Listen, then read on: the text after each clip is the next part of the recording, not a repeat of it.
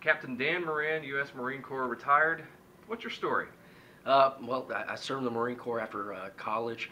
Went to officer candidate school and became a commissioned infantry officer in the Marine Corps. Served with 1st Battalion, 6 Marines. Did 2 tours over to Iraq, 1 to Fallujah and 1 to Ramadi. My second tour actually landed September 11, 2006 in Ramadi, and was wounded twice while there. The second time severely enough to send me back home. Now, when you say wounded, that understates the case. What happened? I actually was hit by a subsurface laid IED. I had 5 Marines in a vehicle. 2 of us made it out of that vehicle that evening.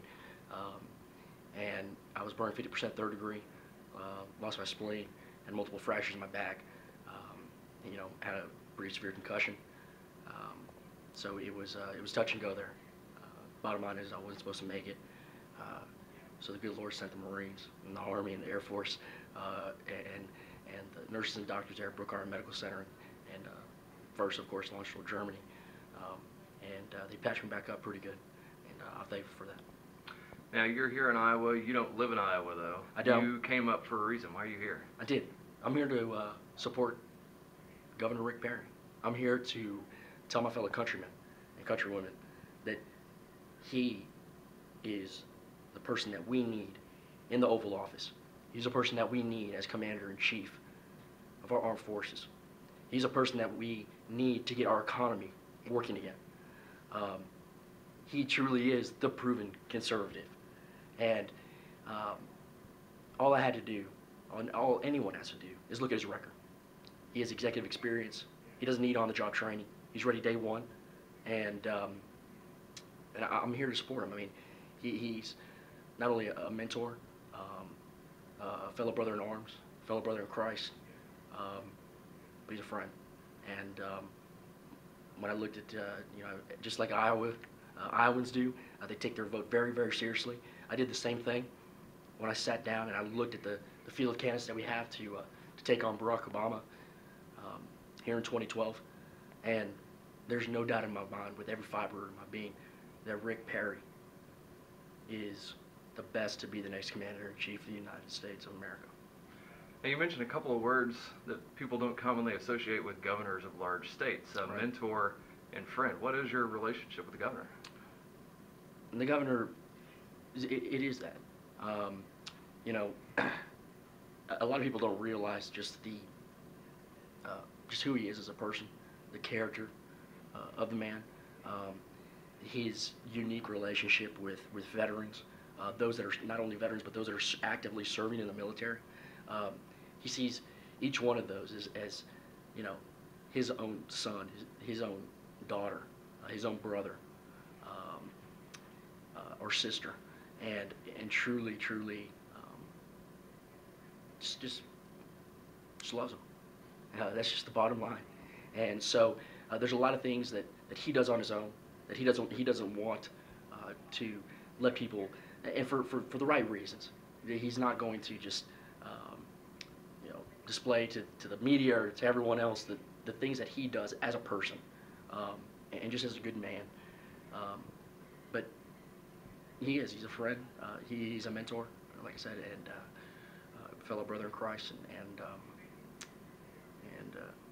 so it is. I mean, but he's also the governor, and it's been outstanding to be able to live in a state under his governorship, not under his rule, but under his leadership, in a place where the conditions have been set economically, where I'm able to start my own business, and that business is able to thrive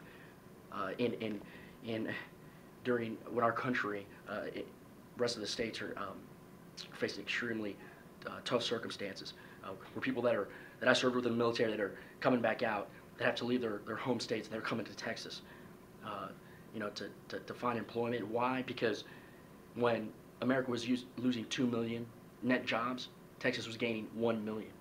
That's not an accident. That's not how some Republican candidates out there say, well, you were dealt a hand of four aces. No, it's from hard work. It's from not overtaxing, not overregulating, not oversuing, and letting Americans do what Americans do best. and that is taking risks, going out there, having a vision, and having the fortitude to continue on through adversity to accomplish that vision. And those are the types of conditions that have been set in Texas to where we're able to share in that type of prosperity. We're able to, truly be able to be, as citizens, involved in our process of government, because it's local. And it doesn't get more conservative than that. When I look at the Constitution of the United States, I ask myself, is there any other choice that we have? I mean, why settle? Why look anywhere else? When we have that model, we have somebody that, and I'll be very dishonest, I mean, this is a man that his life goal was not to become president of the United States. But it's for such a time as this that he's been called. I truly, firmly believe that. And his unique life experience, his unique American dream has gotten him to this point.